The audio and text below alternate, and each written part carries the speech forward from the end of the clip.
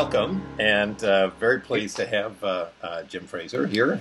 He's a professor at NYU in history and education, and is a historian who brings a huge amount of perspective, particularly around areas of history around teacher education and religion and education, and we're looking forward to having a conversation today about a number of issues. Before you came to NYU, Jim, you were at the Woodrow Wilson National Fellowship Foundation, as I recall. Yes. And have also been in other universities, as the bio, which we hope is posted next to this, can give indication. And you are also, appropriately so for this series, the current president, at least for another week or so, of the History of Education Society. So indeed a pleasure to have you, and thank you for joining us, and thank you for joining this series. Pleasure to be part of the conversation. Look forward to it. Great, great. So let's start off with an area that today, at least, and I'm going to guess you tell us for a good period of time, has been an area of some controversy and question and challenges in terms of how do we find, how do we prepare, how do we support teachers in the nation's schools. And you've written a history of that back in 2007, TC Yes. Press, and a number of other pieces along the way. And I'm wondering what your thoughts, having looked at it over time, what are your thoughts about the state of teacher education today, and what is it that history can help shed light on? Well, it's really fascinating because history of teacher education today is so much highly contested, and we have people who are in schools of education defending themselves, often saying we're doing just fine, or there are people who've been in schools who really want to reform, and there are people outside of ed schools who've sort of given up on ed schools and say we just have to blow them up and start all over again. Stepping back from all of that and looking at this history, and the time I took to write the book was really a great experience for me. What I realized is that we've been having this debate in one form or another since about 1830. 1830. The concern with teacher education, the frustration with teacher education, the anger about the fact that teachers aren't being prepared the way reformers, people in the society, want them to be prepared, is a very long-standing debate. And it's taken different forms at different times, but it's certainly been an ongoing battle. The other major lesson I learned once I got into this history, and it was full of surprises, I set out to write a history of the ways teachers were prepared. When I started to write the book, there are a number of good books that focus on sort of the roots of ed schools. But I wanted to ask a different question, not what are the roots of what we have today, but how, in fact, in 1830 or 1890 or 1920, were the majority of the nation's teachers prepared? And what I discovered was that the norm of everybody goes to a school or a college or Department of Education in a university-based teacher education program was actually the norm for about a 30-year period between 1960 and 1990. The norm in the long run of this nation's history has been what we today call alternative routes. There were many different ways to get into teaching. And in the 19th century, to my utter surprise, the major way you became an elementary school teacher was you took what was called the normal course, the teacher preparation course, in a high school. The majority of 19th century elementary teachers were high school graduates who had gone to high schools and high schools at that point offered what we can call the general course, or commercial course, a college prep course, and a normal course. And you could take the normal course and become an elementary school teacher. There were also lots of other alternatives. There were what were called independent state normal schools. There were some teacher institutes. There were lots of people who just took an exam and passed the exam and became a teacher with no preparation at all. And all of these things were competing with each other. As late as 1930, the federal government set as a national goal, not an achievement, but a national goal for the future, that every teacher should have at least 2 years of college. So the norm was not that people would be college graduates. They do high school programs, they do institutes, they do normal schools that were often more like high schools than colleges. And that only began to change after World War II. And even after World War II, it changed fairly slowly, so that it was in 1960 when the last state passed laws saying that teachers needed to be college graduates, and that most states adopted programs where you went to a state-approved program based in a university, college, or school, or Department of Education. And that became pretty much the norm. There were exceptions always, but that was pretty much the norm for that 30-year period. The interesting thing is that that's the 30-year period when most of us became teachers. Most of the people in the field of teacher education became teachers. So for us, the way it's always been done is the way it was done for a fairly limited time. For historians, it's a different issue. And that's changing now. So how do you see that trajectory? Is it one of this is simply a reflection for teacher preparation of the rising levels of education more generally that the population had? So if you had essentially a secondary level education and then in a normal school setting in the 19th century and then taught, you were more educated still than lots of the folks in your community and so forth. Is that part of what you see happening? Is it also, though, a reflection of, when you think about teacher institutes and other kinds of institutional shapes that existed over time, are the different alternative routes today, as well as the different institutions that are growing up? I'd love to hear your thoughts on how you see non-university-based teacher preparation and support programs. What kind of history or lineage do you think those have? Is there something new about those now, or are those reincarnations of tendencies we've had at other periods? You ask a couple of really complicated questions that are fun. So let me start with your question about why is it that we ended up with this focus on university-based teacher preparation after about 1960? And clearly the root, I don't mean to imply that all of a sudden in 1960 it started. It was as early as the 1890s. Universities were preparing teachers. It was just that in the 1960s they became the only route into teaching, and that was a significant change. I think part of it is what you alluded to. Part of it is that we have a rising level of education. We have more and more people. Remember, in the early 1900s, only a tiny proportion of the population even went to high school.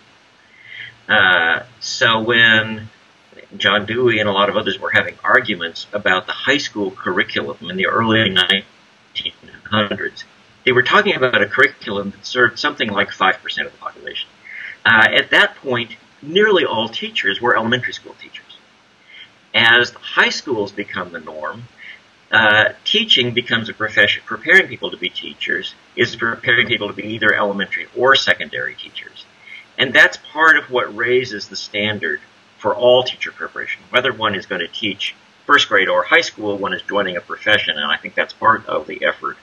And as you said, we have a more educated population. There's more pressure on the teacher who is the elementary teacher or the high school teacher to be well-educated herself or himself.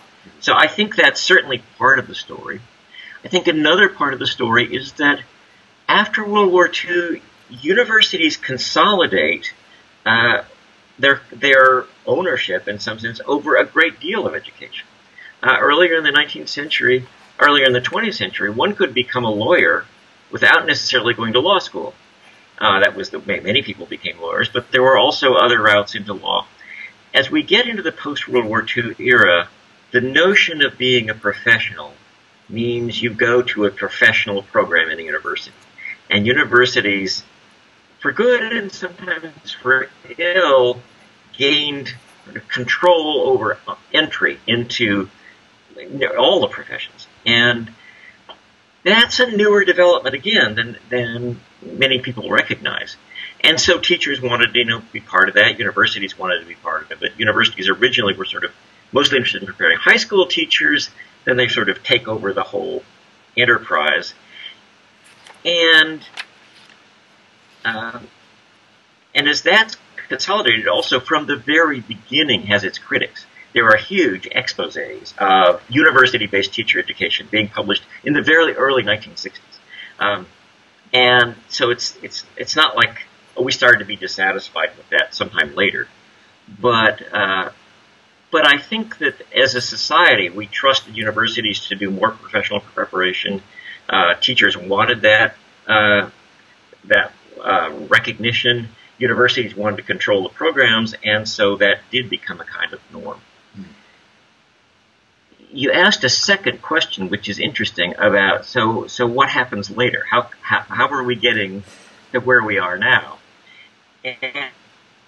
And I'm actually fascinated with that because, while I've talked about this sort of 30-year period of university dominance, in 1990, in the early 1990s, it starts to come unglued.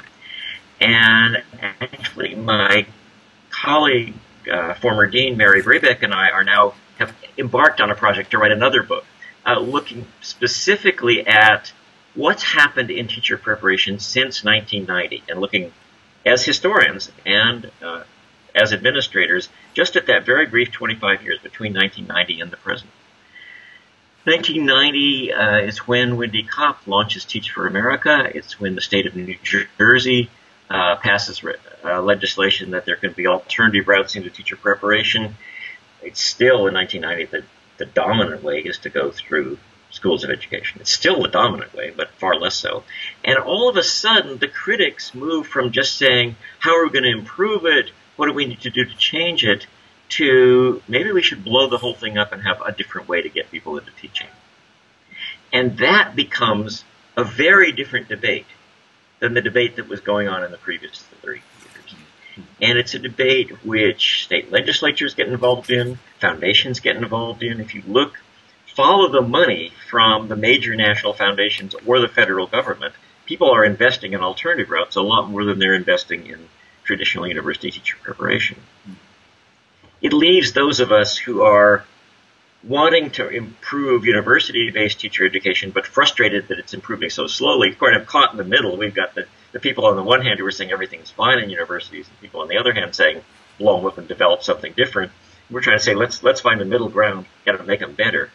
But I think part of this is the emergence of critics who had a different vision. I think part of it is that we as a society have lost faith in major institutions, whether it's the federal government, state governments, universities,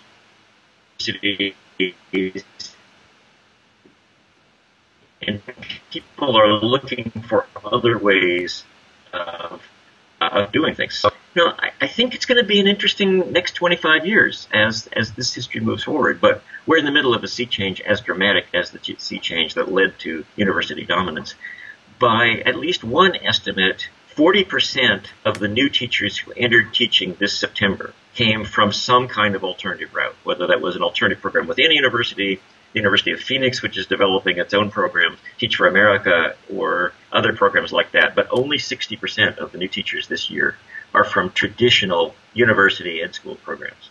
That's a huge change, and understanding where that's going to go is going to be interesting. Yeah. In that you mentioned the route through universities for other professions, becoming a lawyer or a doctor and so forth. And I'm wondering whether or not, some have said that part of this is as you mentioned, the doubt in or lessening of faith in institutions and major institutions.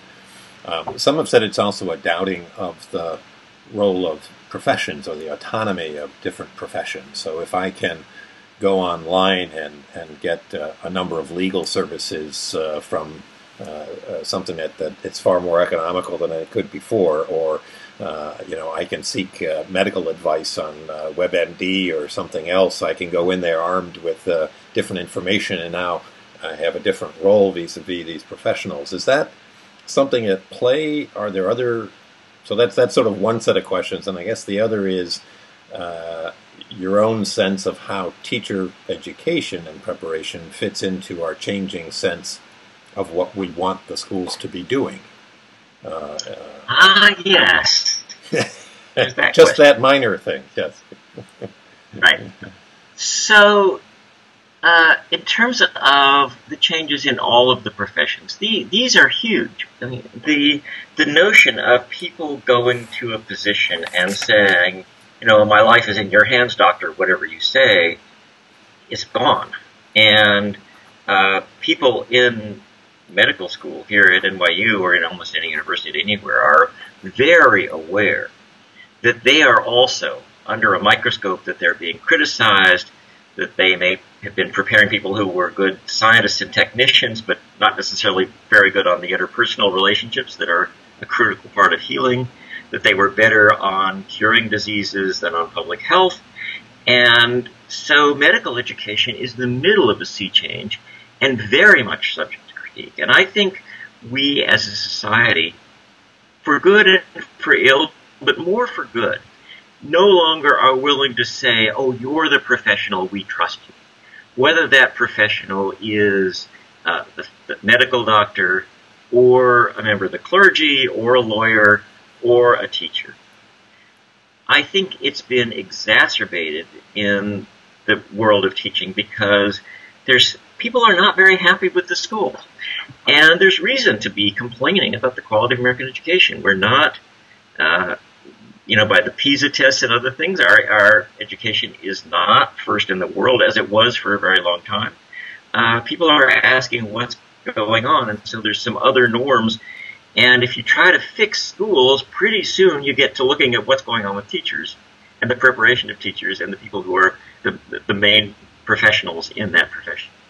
So there's a lot of stuff at play here, both a general social movement to ask, if not distrust, at least ask a whole lot more questions about professionals and professional preparation than a previous generation did. And at the same time, a particular dissatisfaction with the quality of American education, the quality of schools, and that leads, and these two things sort of collide, which mean that if all professional education is under a microscope, teacher preparation is under a microscope with the heat turned up. And I think that's just inevitable for those of us in the field. Which leads to your second question. You have this interesting way of asking these two-part questions.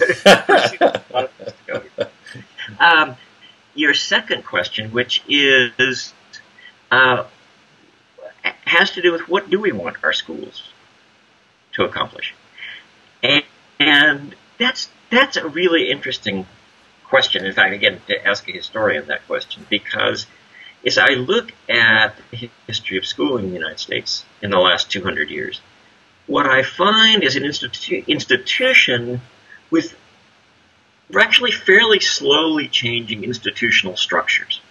We have elementary schools, we have secondary schools, we have classes with a certain number of people, we have textbooks. But what we as a society want those institutions to accomplish has changed in extraordinary ways. If you were to ask Horace Mann, the quote father of American education, in fact, he was not the father of anything, but he was he helped institutionalize a lot of the structure of schooling. If you asked Horace Mann, what's the purpose of schooling?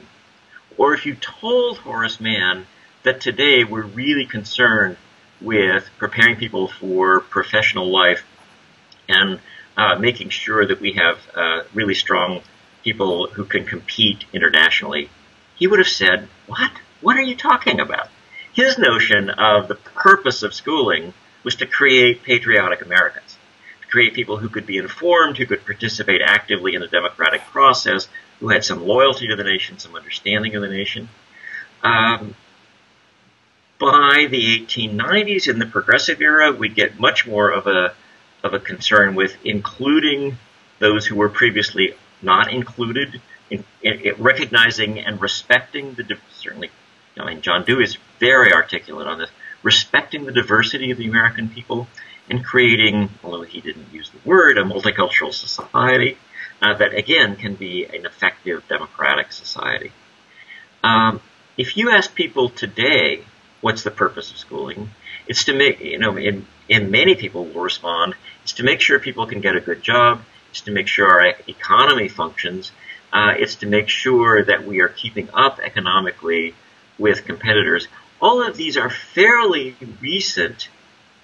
They were there in the past, but they were not the primary concerns. The fact that these are primary, that we want education to be really not only the vehicle of upward mobility, but the solution to a society which is becoming more and more unequal in economic terms, that's fairly new. And so we get these constant tug and pull about, if you're a teacher, just what are you supposed to accomplish? Today, it's clearly, teachers are feeling enormous pressure about, it's to make sure that our students do well on standardized tests, because we need to make sure that they are ready to participate to their own benefit and to society's benefit in a larger economic system. We hear there is lip service toward the civic mission of schools, but if you really probe very deeply in terms of priorities, it's pretty low on the list today. So those kind of changes are really extraordinary, and they make it hard for, I think, teachers and teacher preparation people who, are being criticized because you aren't producing the kinds of professionals the society wants, when the society keeps changing its mind on what it wants. Mm-hmm. And is there a sense? I mean, I think back to the some work I was looking at in the early part of the 1900s, 19-teens, and others, and the complaints of the turnover rates that we saw for new teachers coming into the field, and their exhaustion as what they saw as sort of unforgiving conditions, particularly in rural areas and others, and this kind of constant instability, and partly owing, it seemed, to the purposes that they were being asked to advance by their communities, as well as the intrusions into their own lives and everything else, I suppose, seemed overwhelming. And I'm wondering do you have any sense of, is part of what we're seeing, which part of what we're seeing now, what you described as this fascinating shift from 1990 forward, is a part of that shifting way in which we understand professions and prepare them, and how much of it is, are we overloading this, are we outsourcing to teachers so many of these larger questions about what we want society to be about? And so, of course, some are saying, well, we're just asking teachers to do all the things that, I'm thinking, of course, somebody else who will be interviewed in this series, David Labrie, on how we sort of educationalized, right, all of our social issues. Do you have any thoughts on that, or how teachers over time have fared relative to those kinds of? I think it's all of the above, and one factor that is very much at play today is that young people, my students, do not have the interest in a profession that they will pursue for the rest of their lives, the way my generation was encouraged to think of having a profession that you would then, you'll become a minister, you'll become a doctor, you'll become a lawyer, and that's what you'll do. It's not just that people don't think of teaching that way. People don't think of professional life that way. People think of, in the kind of world of technological change that we're living in, they much more think about, maybe I will do this for 5 years, and then I'll find something else and move into that. Maybe I'll be a consultant for a while. Maybe I'll take on some administrative responsibilities and work in a bureaucracy for a while. Maybe I'll move on to something else. The notion of a lifetime profession is significantly less across the board in American society than it was a generation or two ago. Mm-hmm. And that's having a huge impact on teaching. So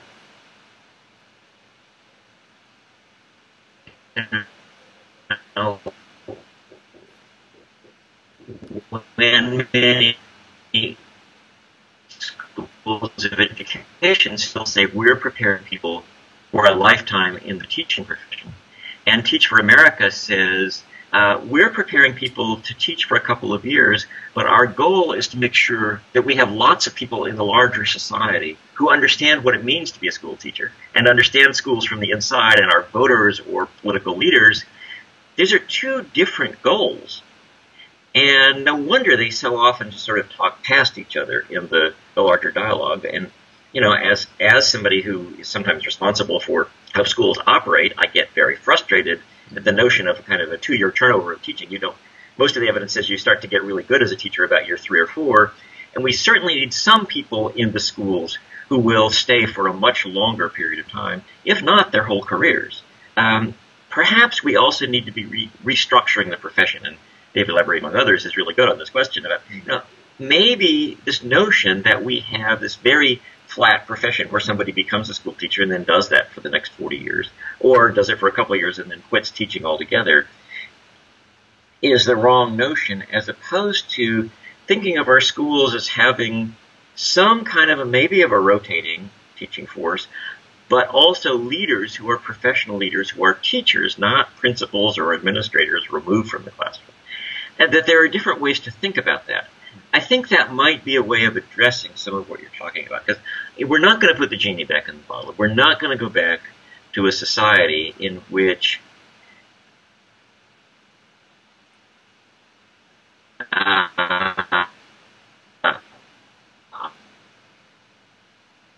I became a teacher at 22 and retired from teaching. Early 19th century that you were talking about, people rotated in and out of teaching. And it was basically considered a woman's career until she got married. Most cities had laws saying a married woman couldn't teach. So many people taught for a few years, then got married, moved on to other things. And a much larger proportion of the whole population had taught school, which was a good thing for support for schools. I think it was that rapid turnover was a very bad thing for the quality of what went on in classrooms. But we need to be much more creative about finding ways to address that. But we are, again, in the middle of a social sea change. Wonderful, thank you. I want to give you an opportunity for any other thoughts on teacher education and teacher as profession, and then I want to shift to another area of interest. Do you have any other final thoughts on? My only final thought is that I'm really intrigued to figure out even more what's going on. I mean, we've been talking about it some, but something larger in our society is going on that in 1985, if you wanted to be a teacher, you basically went to an ed school. There were, occasional people got alternative licenses or something like that, but that was a norm. By 1995, that expectation was gone. Part of it is the issues we've been talking about. Part of it is a larger distrust in institutions. Part of it is all of this turmoil about schools and people think certainly there must be a different way. But I think there's more there. And so I want to keep drilling down, and I'm really curious about any other opinions you or any others collect, because I am determined before we publish this next book to figure out what else is going on that we have this kind of a change. And then, of course, the question is, what do we do about it? What does this mean for schools of education? Does it mean we're never again in the foreseeable future going to be the only route into teaching? But how do we make sure we're the best route into teaching for those of us who are in it? How do we make sure that we rethink our work to do that? That's really an open question. And I just as an interest, maybe something you're already into, is one of the things that's always intrigued me, and I know very little about, is the history of preparation of teachers who have been the standing alternate route for a very long time, which is the entry of teachers into private schools and their own preparation over time. And we recently at Penn had a group of private schools come to us to do some work with their new teachers. And many independent schools that's not been a favorable disposition over the years, and it's very interesting to see what it is that they're looking to do with the university and what things they do on their own, as a lens perhaps on some of those things you're trying to get at. It sounds fascinating. That's a great suggestion, and I think looking more at the preparation of people who teach in private schools, which have not gone through the same route at all, will shed light on this conversation. Yeah, interesting. So let me take a bit of a shift here, because I know another interest of yours, another area that you've done research and writing on, as well as from your own personal background. There are that many historians. Maybe there are, and I'm just not aware, who would bring MDivs as well into the background as well as history. And so I want to get your thoughts. This is certainly a recurring issue in schooling in all sorts of ways, whether it has to do with curricular choices, to notions of character, to appropriate use of prayer and so forth, different kinds of lightning issues, if you will, or lightning rod issues that come up. But I'm wondering what your thoughts are on having looked at the history of the relationship between religion and education in the U.S.,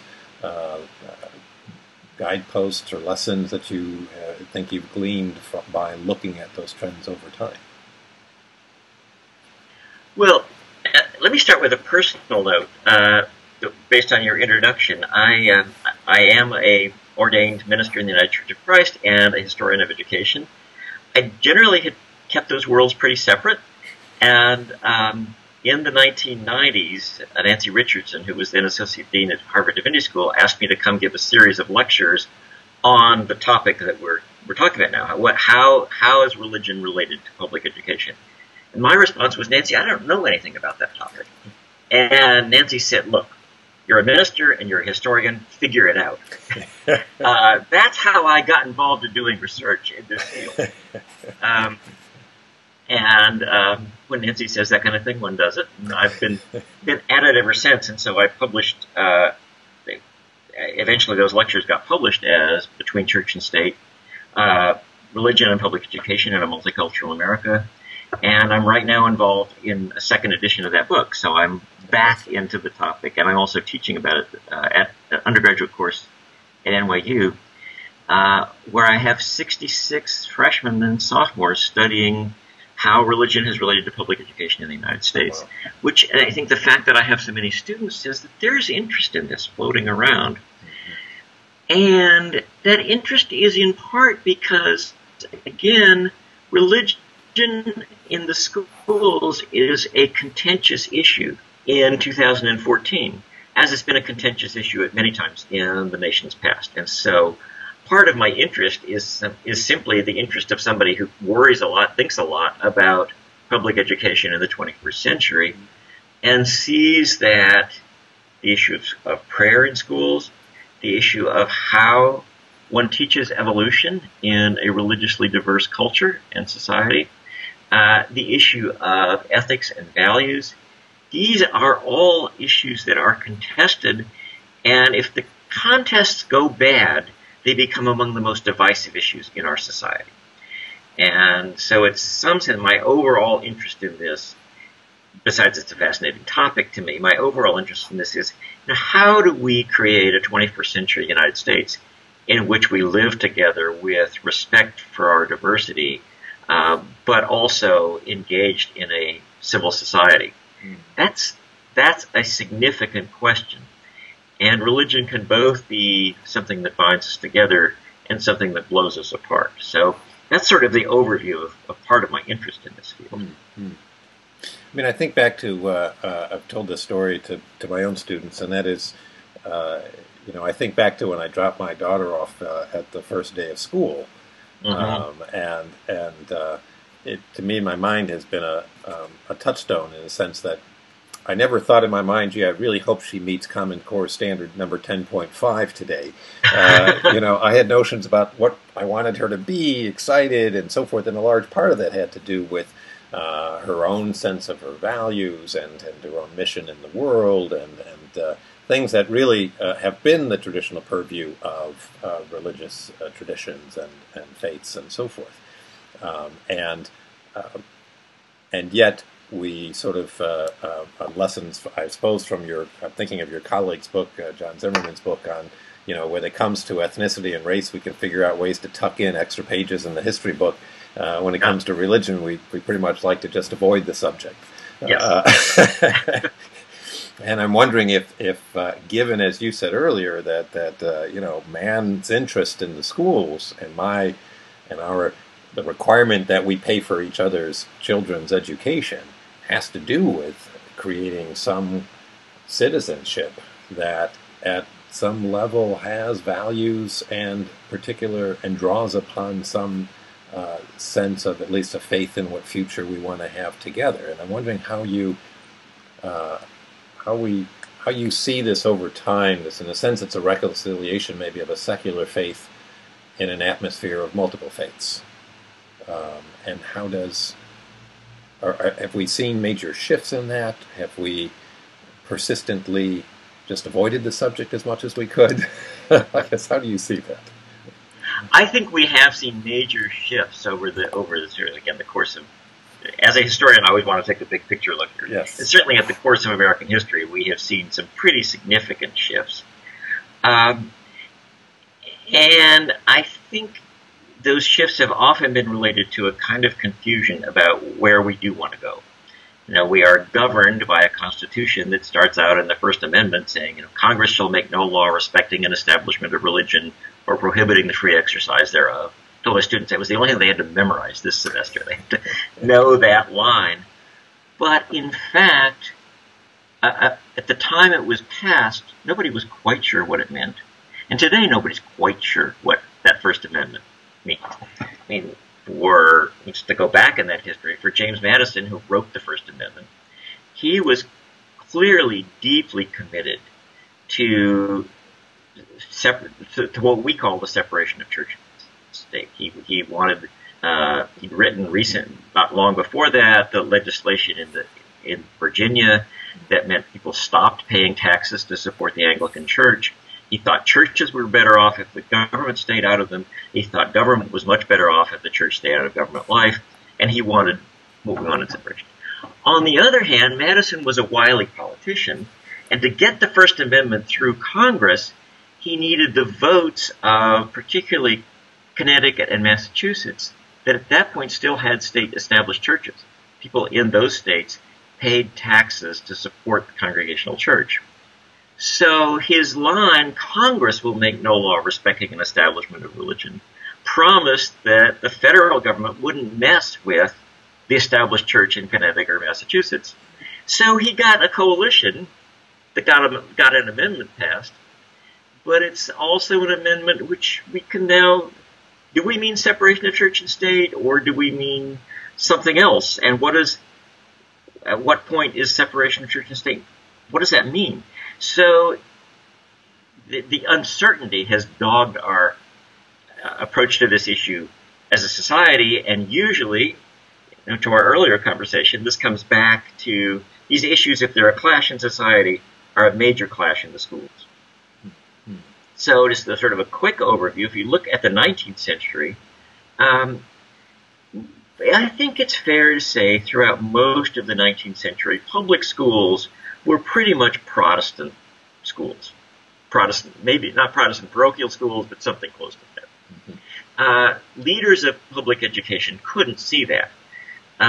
But for especially growing numbers of Catholics with increasing Irish and then Italian immigration, people are saying, wait a minute, why are we reading all of this curriculum? Why are we starting the school day with readings from a Protestant Bible or Protestant prayers or textbooks that sometimes are dismissive of Catholics? And certainly in New York, there's a major effort to get public funding for Protestant schools and Catholic schools separately. It fails, and out of that is launched a whole national parochial school system, which functions on the contributions of very poor people and the service of nuns who've taken a vow of poverty. And that's runs as sort of outside of and parallel to the public and publicly funded system. And that goes on certainly for the, still goes on today very much, but it was the major part of 19th century educational configuration. By the 20th century, and at a time when we have growing Jewish immigration, immigration from other parts of the world, public schools do become more secular. And there is a notion, I think, in early 20th century public schools, exactly what you say. Well, religion is something that you don't mention very much here. I've got one line I want to read, which is in this lovely book, The Promised Land by Mary Anton, talks about what it's like to be a young Jewish immigrant in the United States in the very early years of the 20th century. And she's from a Jewish family, a Jewish home in Russia. She comes to Chelsea, Massachusetts, begins attending public school, and sees the public school as the opportunity compared to the oppression that Jews suffered in Russia. But then one day in Chelsea, she gets into this fight with her friends on the playground about whether they believe in God or not. And she writes, "The issue was resolved after recess by the teacher who made me understand that it was proper American conduct to avoid religious arguments in school territory.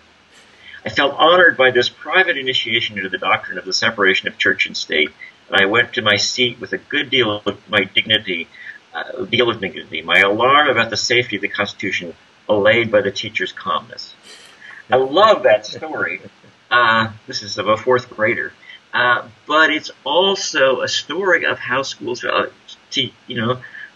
we mention ethnicity, we mention other kinds of diversity. Religion, we don't mention very much.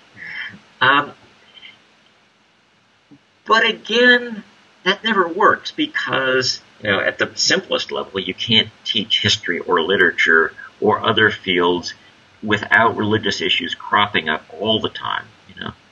Tell the story of the Crusades in a world history class and don't mention religion. Tell the story of the Civil Rights Movement and don't mention the significance of black churches. Tell the story of the Civil War and don't mention the way abolitionism was in many ways a religious crusade. You can't do it, and so religion keeps coming up.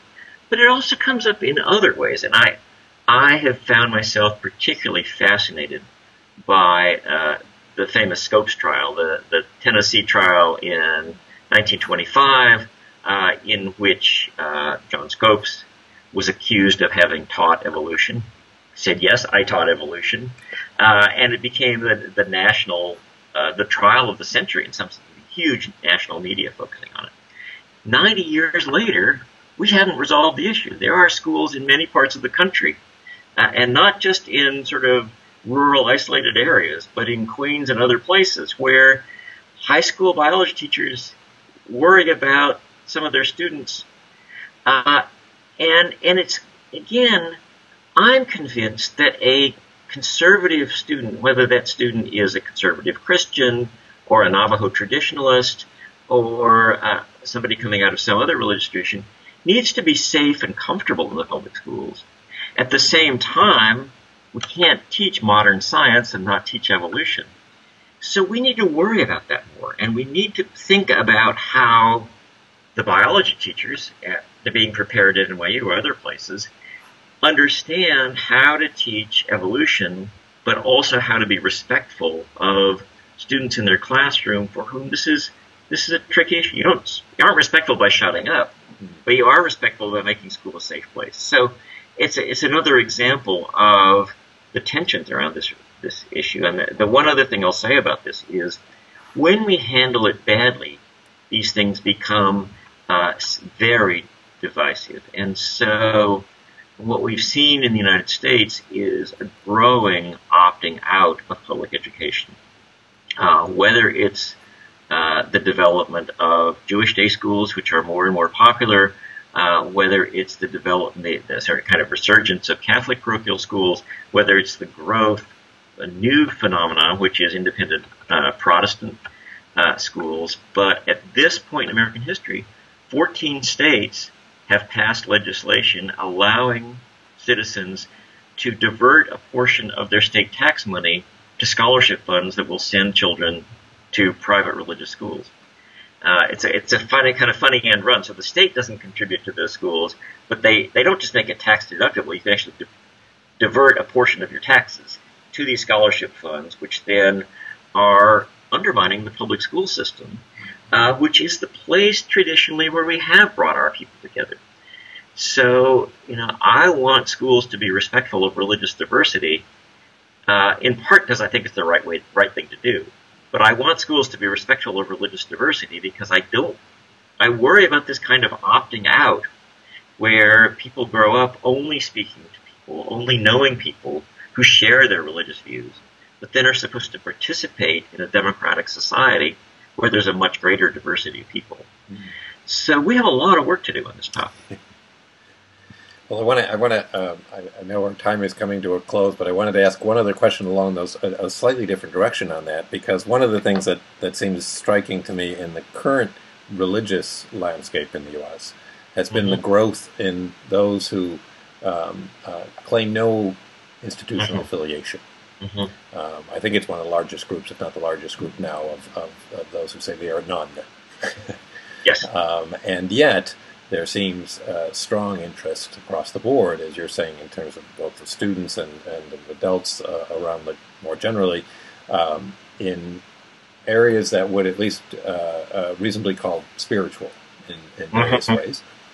And sort of interesting borderlines in teaching practices, say, that go under a rubric of mindfulness or yogas and other kinds of things that have deep religious roots in many cases, but are part of school approaches towards stress management or concentration or whatever it might be. And I'm just wondering whether or not you're seeing an interesting sort of route there for what sort of an entrance of the products of some religious traditions without the labels and the traditions entering through those means or not, or if you have any thoughts on that. You're raising at least two really significant points. I'm going to start with the second one and come back to the first one. I'm very nervous about the introduction of yoga and mindfulness into schools. I understand it's being done with the greatest of goodwill. But in some sense, taking some of the core of perhaps Buddhist or Hindu spirituality and then trying to cut it off from its core and introduce it as a kind of technique into the schools does a disservice to the religious core of practice. It also is a bit of an end run, so that while that may be perfectly fine and perfectly comfortable to a student who is of a pretty secular family, it's probably not going to be comfortable or acceptable to a student who comes from a conservative Christian family, or for that matter, from an observant Buddhist or Hindu family. That notion that we can slip it in without attending to those issues. It for me, is a modern version of the way Horace Mann tried to go back to the 1830s. Horace Mann tried to solve this issue by saying, well, we'll have the schools read the Bible without note or comment, and then everybody can debate the Bible at home. And Catholics said, but Catholics believe in reading the Bible in light of the teachings of the Church, not just reading it without note or comment. And he never got that point. I think the same issue is there today. On the other hand, I'm very sympathetic with what people are trying to struggle with. How do we create a manageable classroom? That's not always an easy issue. But how do we respect the growing number of Americans who will say, spirituality, I am a spiritual person, this is important to me, but institutional religion, Christian, Jewish, Buddhist, Muslim, is just not for me. I'm disconnected from that. That is the fastest growing portion of the population, if it's not currently the largest single portion of the population. So we have this interesting change going on in our society where the growing sort of evangelical Christian movement is sort of plateaued. Liberal Christian movements, Catholic and Protestant, are probably shrinking. We have growing, partly because of immigration, partly because of conversion, growing Buddhist, Hindu, certainly growing numbers of Muslims, and this very fast growing, I don't want to be part of those institutions, but I want something. And your job as a school teacher at PS3 in Manhattan is to have students who may be from all those traditions, and you want to create a democratic society and a respectful society in that classroom. I don't think slipping stuff in is the way to do it. I personally do think that we have, it's funny, the whole discussion of multicultural education, which usually looks at gender, race, ethnicity, does have something to offer to this conversation about religion. If we can say, how are we going to create respectful diversity and knowledge of diversity? That's really useful. So I've been spending some of my own time lately looking at how schools in other countries deal with this issue. And, we Americans like to solve all our problems ourselves without ever looking anywhere else. But I've visited schools in England and France where they have very different approaches. So the French approach is religion is private, keep it out of the public sphere. Do not wear a headscarf into school in France. Do not talk about it in France. It's very much like Mary Anton. It's private. It's fine. Don't bring it into the public sphere. The English approach, at the best, and they're uneven in this, is to say, let's bring it all into the public sphere. And so they have required courses in religion, which are often, at their best, not teaching people the truth of some religion, but a kind of comparative religion in which the very differences of the English population, which is certainly much more secular than ours. So there's lots of people for whom this is all just sort of new stuff, but maybe some spirituality. Growing Muslim population, some people who are still adherents of the Church of England, Catholics, Jews. How do we put our diversity at the center of the school curriculum and learn from each other? I'm much intrigued with that, and I think we have lessons to learn that will take us a long way in the future. Fantastic. Very interesting work. Thank you. I've used a good deal of your time. I want to know if there's anything else that you would want to any concluding thoughts or comments or anything generally on how you see the utility of history or even guidance to particular works of yours that you think would be good as starting points for folks interested in following up on your thoughts. I'll think of the perfect thing just as soon as we sign off. But I think this has been a great conversation. I've really enjoyed it. Oh, good. We've got a lot of ground here.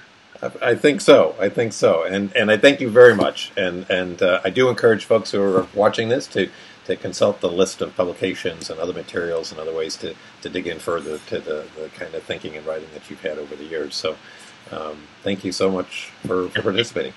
I welcome this as a continuing dialogue. If people have thoughts, get in touch. Excellent.